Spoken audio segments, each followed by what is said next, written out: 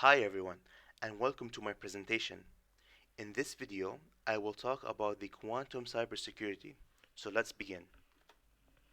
Before we actually start, I have divided this presentation into four parts where we will explore the cybersecurity fields and then the related quantum applications.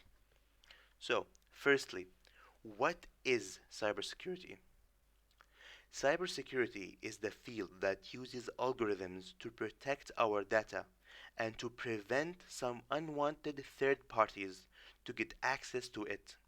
For example, imagine two individuals. They meet up and share the same encryption key. When they get separated, now it is possible for the right person to send a secret message using the shared key. He encrypts his message and sends it to the person on the left. Then the person on the left side can decrypt his message using the same shared key, resulting him getting the original text. However, currently the most widely used encryption technique is referred to as the RSA method. This technique follows this procedure. The same two people now have two huge prime numbers. These numbers are indicated in red and they are not shared with anyone else. They are private numbers. The two people then multiply those two huge numbers to get even a larger number indicated by the green. This green number can be shared with anyone else. Now, if the person on the right side wanted to send a decrypted message to the person on the left, he must use the other person's shared key.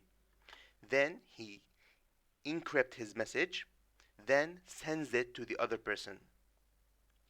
The other person now on the left side can decrypt it only by using his two original numbers indicated in red and his shared key indicated in green,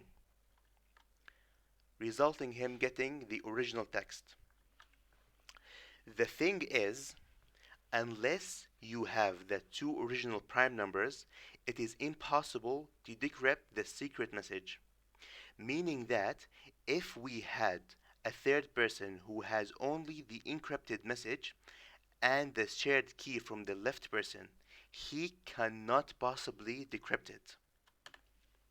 Now, let's talk about the differences between the computational powers of normal computers and quantum computers.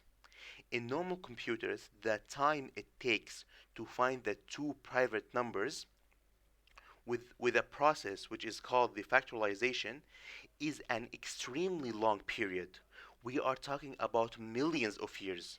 However, this is not the case for the quantum computers. Quantum computers can do such a task in less than a day or even hours.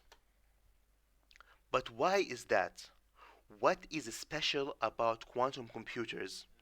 Well, in normal computers, we have what is called bit that can only take values of zeros and ones. Since they only can take one value, the factorization process takes a long period of time. In the quantum computers, as we all should know by now, the quantum computer is not like an ordinary one. We do not have the normal bit, but instead we have what is called qubits. This means that the state could be on a combination of zeros and one, which is called the superposition principle. Quantum computers' qubits are in a superposition in zero state and one state, which make the quantum computer handle complex problems more efficiently than the ordinary supercomputer. As a result of that, a quantum computer can use what is called Shor's algorithms to get the two private keys, giving access to your data. This results to the attackers will easily have access to your data, such as government, banks, individuals, and more. Here are some places that attackers could break the encryption once they get access to a quantum computer with enough qubits.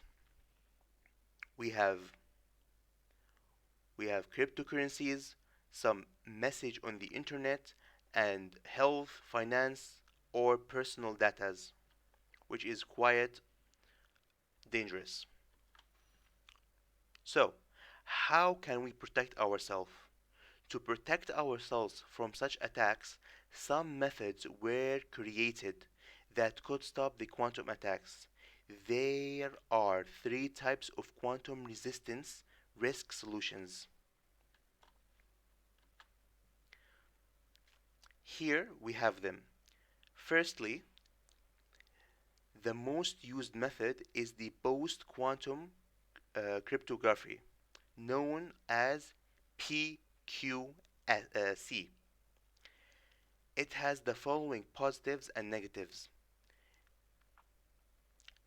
The PQC is the leading solution, and it is the most effective protection method against the current known quantum attacks.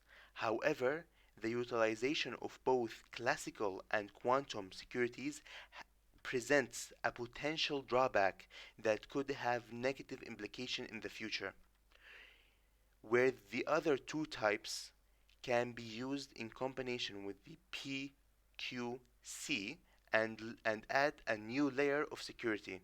We have the quantum random number generation, the QRNG, which has a truly random, and the quantum key distribution, which requires a special hardware, the dark fibers.